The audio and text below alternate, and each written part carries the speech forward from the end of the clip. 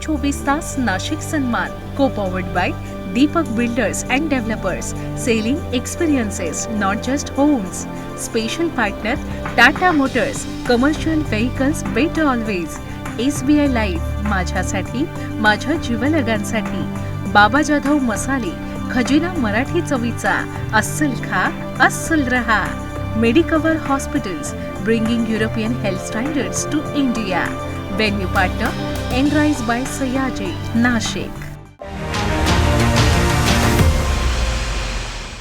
नमस्कार, मी ईशा जगताप. झी 24 तास नाशिक सन्मान सोहळ्यात इथे उपस्थित असलेल्या प्रत्येक मान्यवराचं आणि टी व्हीवरून आम्हाला पाहणाऱ्या आमच्या प्रत्येक प्रेक्षकाचं मनापासून स्वागत करते.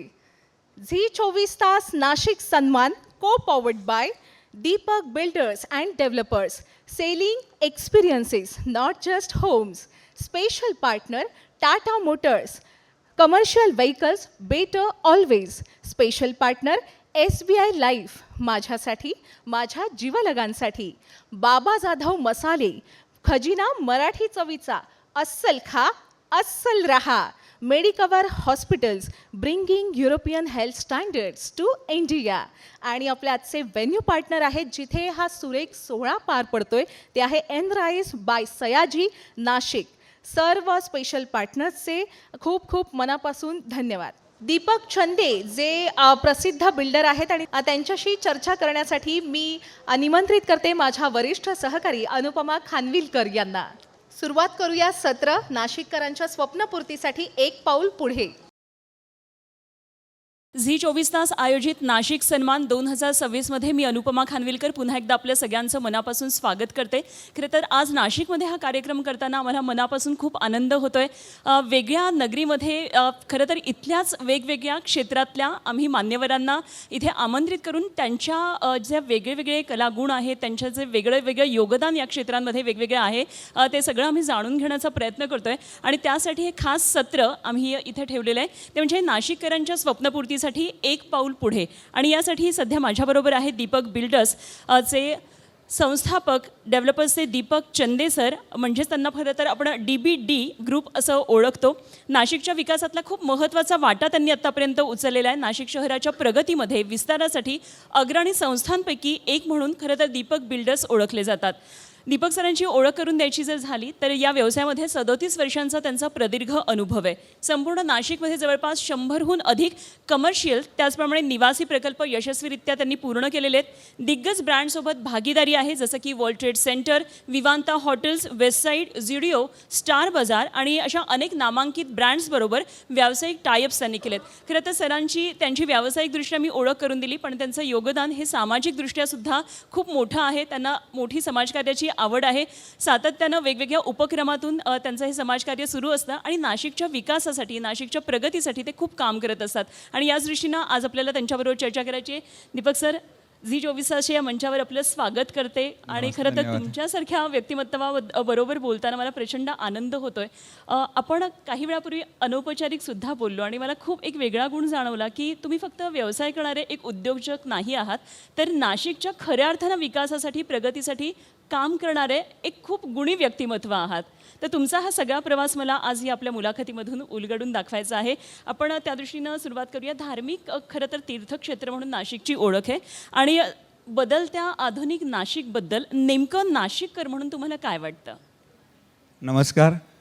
आम्ही नाशिककर खरंच भाग्यवान आहोत की आम्ही अशा पवित्र भूमीत जन्म घेतला आहे जिथे श्री प्रभू रामदेवांनी वास्तव्य केलेलं आहे. तसेच या नाशिक पवित्र भूमीत अनेक थोरवंत महावंतांचे जन्म झालेले आहेत. वसंत कानेटकर, वीर सावरकर, दादासाहेब फाळके, तात्या टोपे, क्रिकेटर बापू नाटकर्णी अशा अनेक थोर व्यक्तींचा या भूमीत जन्म झालेला आहे. आणि हे आमच्या नाशिकचे खरे ब्रँड ॲम्बॅसेडर आहेत. आता आधुनिक नाशिकची ओळख ऐतिहासिक आणि धार्मिक परंपरा लागलेली होती. आता नाशिकची ओळख ही पर्यटन, कृषी, व्यापार, संरक्षण अशा अनेक माध्यमातून नाशिकची ओळख होत आहे. त्याबद्दल मी तुम्हाला सांगेल की नाशिकमध्ये पिंपळगाव बसवंत आणि लासलगाव येथे एशियाची सर्वात मोठी कृषी बाजार उत्पन्न बाजारपेठ आहे. द्राक्ष, कांदे, टमाटे, ऊस असा अनेक मोठ्या उत्पन्न इथे होतात आहे. तुम्हाला अगर आकडेवाईज मी सांगाल की द्राक्षांची 9.5 लाख टन उत्पन्न झालेलं होतं मागच्या वर्षी. ऊसाचं उत्पन्न 60 लाख टन झालेलं होतं. आणि असे द्राक्षांची निर्यात आमची 13,000 टन मागच्या नाशिकमधून झालेली आहे. आणि GDPत पण नाशिकचा मोठा वाटा झालेला आहे. एकंदरीतच नाशिक चौफेर वाढतीये. हो, त्याबद्दल पण मी सांगाल. आमच्या नाशिकमध्ये 2 मोठ्या MIDCs आहेत, सिन्नर, सातपूर, अंबड. तसेच आता दिंडोरीमध्ये पण रिलायन्सनी मोठी गुंतवणूक आणलेली आहे. 4,500 कोटीचा प्लांट आणलेला आहे. आणि 10,000 कोटीचे अजून पण त्यांचा मानस आहे की तिथे डेव्हलपमेंट करणार आहे. तसेच मी सांगाल की महिंद्रा पण इगतपुरीला 300 एकर जागा एक्वायर करत आहे. तिथे पण मोठी डेव्हलपमेंट होत आहे. मागच्या वर्षी आमच्या इथे 1,600 कोटींची गुंतवणूक झाली होती आणि MIDCमध्ये, आणि 75,000 रोजगार उत्पन्न झाले होते. अशा या आमच्या नाशिकला अजून मी सांगाल की नाशिकला करन्सी प्रिन्स आहे, HL आहे. HLमध्ये पण मागच्या वर्षी एक तेजस याचं यशस्वी चाचणी झालेली होती. आणि 97 तेजस एअरक्राफ्टचं आम्हाला नाशिकच्या HLला ऑर्डर मिळालेलं होतं. असं आहे आमचं नाशिक. आधुनिक याच्यात पण आमची बरीच आता ओळख होत राहिलेली आहे. अगदी खरं आहे. नाशिकला पूर्वी आपण फक्त एक कृषी भाग असं म्हणून ओळखलं जात होतं. मात्र आता नाशिकची, जसं मी म्हटलं की चौफेर ही सगळी वाढ होत चाललेली, आणि त्यामध्ये मला वाटतं तुमचा वाटा हा मोलाचा आहे. आपण आत्तापर्यंत नाशिकमध्ये बरेच कुंभमेळे पाहिले असतील. मला वाटतं 4 ते 5 कुंभमेळे निश्चित पाहिले असतील. नाशिककरांना एकतर या संदर्भातले काय अनुभव आहेत, नाशिककर म्हणून तुम्हाला काय अनुभव आहे, आणि काय नेमक्या नाशिककरांच्या आता अपेक्षा आहेत? मग नाशिकच्या मागच्या 3-4 कुंभमेळ्यामुळे ना, मी एक म्हणजे आमचे नाशिककर सांगतात की दर 12 वर्षांनी नाशिकचा वाढदिवस येतो. आणि स्टेट गव्हर्नमेंट, सेंट्रल गव्हर्नमेंट इथून फार मोठा निधी गिफ्टमध्ये येतो. पण मी तुम्हाला सांगाल की यावर्षी बघा, भाऊंनी सांगितलं की 30,000 कोटी, पण हा आकडा जवळपास 50,000 कोटीचा जाईल. हे नाशिकच्या इन्फ्रास्ट्रक्चरमध्ये फार मोठे उत्पन्न होणार आहे आणि त्याच्यात फार मोठी चालना भेटणार आहे. तर आणि दुसरं, यामुळे बघा, या सिंहस्थ कुंभामुळे नाशिकचा एअरपोर्ट हा विकसित होणार आहे. तिथे आता 500 ते 900 कोटीची गुंतवणूक होणार आहे. अशा अनेक मोठ्या गुंतवणूक नाशिकमध्ये होणार आहे. तर सिंहस्थामुळे आमचं इन्फ्रास्ट्रक्चर फार मोठ्या प्रमाणात निर्माण होतं आहे.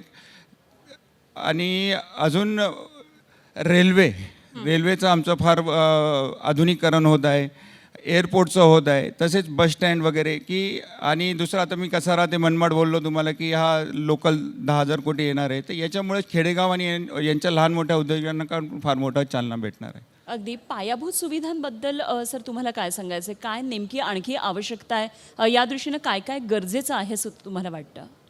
पायाभूत सुविधा, आता बघा, मागच्या 20 वर्षापूर्वीची लोकसंख्या आणि आत्ताच्या 20 वर्षाची लोकसंख्या घेतली तर मला असं वाटतं की पुढील 20 वर्षाच्या लोकसंख्याचं नियोजन करून आपण आयोजन केलेलं पाहिजे. 20 वर्षापूर्वीची लोकसंख्या आपण बघितली तर फार जास्त होणार आहे. त्याच्यामुळं मला असं वाटतं की आत्ताचा जो विकास करायला पाहिजे तो पुढच्या दृष्टीने 20 वर्षाच्या याच्यानंतर आखून करायला पाहिजे होता. अच्छा, पण विशेष अशी आवश्यकता तुम्हाला काय वाटते? पायाभूत सुविधांमध्ये काय काय नेमके इन्फ्रास्ट्रक्चरमध्ये अजून बदल असावेत? हे बघा, मी सांगतो, आता चेन्नई, सुरत, नाशिक हा मोठा रोड होत आहे. दुसरं मी सांगेल की समृद्धीमुळे आम्हाला पहिली सांगितलं जात होतं की हा ट्रँग्युलर आहे, पण आता मी असं सांगतो की नाशिक, पुणा, मुंबई आणि नागपूरसुद्धा आता आमच्या याच्यात आलेला आहे. आणि हा चौकोन स्क्वेअर तयार झालेला आहे, गोल्डन स्क्वेअरचं.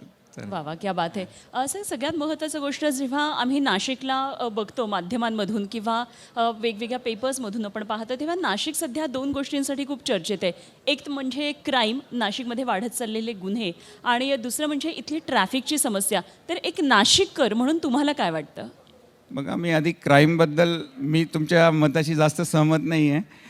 आमच्या आताच्या तिन्ही निवडणूक एकदम शांततेत पार पडलेल्या आहे. 2 वर्षीपूर्वी पुण्याला ड्रग्सचं मोठं रॅकेट सापडलं होतं, पण आमच्या CP साहेबांनी, कमिशनर माननीय साहेबांनी ड्रग्समुक्त नाशिक निर्माण करावं अशी संकल्पना केली आणि त्याच्यात बरेच ते यशस्वी पण झाले. आणि कायद्याचा बालेकिल्ला, त्याच्यामुळे पण हा क्राईम आमच्या इथं फार कमी झालेला आहे. आणि मी माध्यमांना सांगेल की क्राईम म्हणून आमची ओळख न दाखवता नाशिक हे धार्मिक आणि पर्यावरण आहे असे दाखवावी. अच्छा, कुंभमेळा अगदी आता हो, मी तोंडावर त्या आलेला तुमच्या ट्रॅफिकच्या प्रश्नावर येतो आहे की ट्रॅफिक आपलं जे आहे रस्ते आणि लोकसंख्या वाढत आहे, रस्ते तेवढेच आहेत आणि ट्रॅफिक वाढत आहे. तर लोकांचं GST किंवा कर्ज उपलब्ध इझिली होतल्यामुळे परचेस पॉवर वाढत आहे. तर वाहनांची 35% वाहनांची संख्या जास्त वाढलेली आहे यावर्षी. त्याच्यामुळे रस्त्यांवर हा ताण निर्माण होत आहे.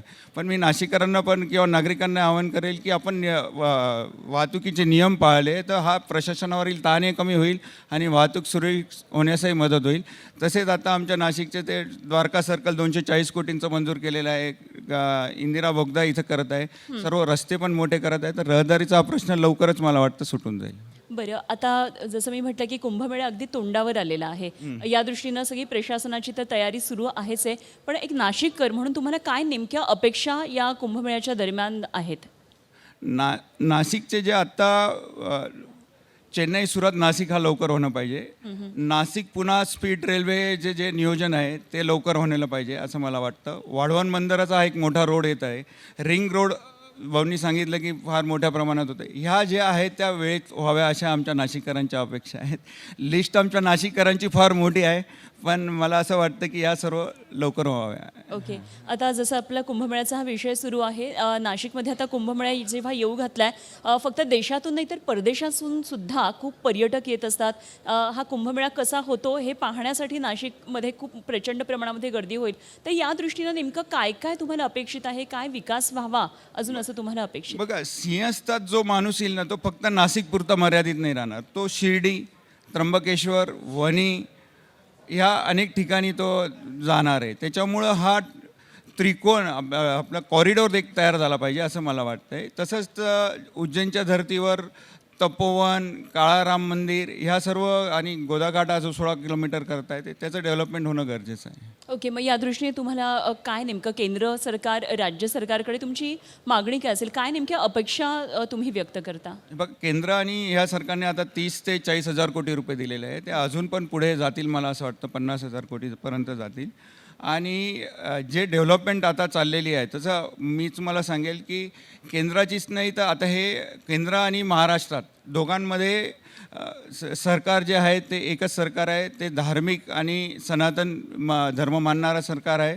त्याच्यामुळं हा कुंभमेळ्याला फार मोठा महत्त्व झालेलं आहे आणि ह्याच धर्तीवर तो पुढे जाणार आहे मला वाटतं. ओके, एकंदरीतच नाशिकचा जर सर्वांगीण विकास ह्याचा विचार करायचा झाला तर या सर्वांगीण विकासासाठी आता तुमच्या काय अपेक्षा आहेत? आपण फक्त कुंभमेळा नाही, एकंदरीत संपूर्ण नाशिक जिल्हा, ज्याला आपण ग्रामीण भाग म्हणू, निमशहरी भाग आणि नाशिक शहर, काय नेमक्या तुमच्या विकासाच्या या अपेक्षा आहेत?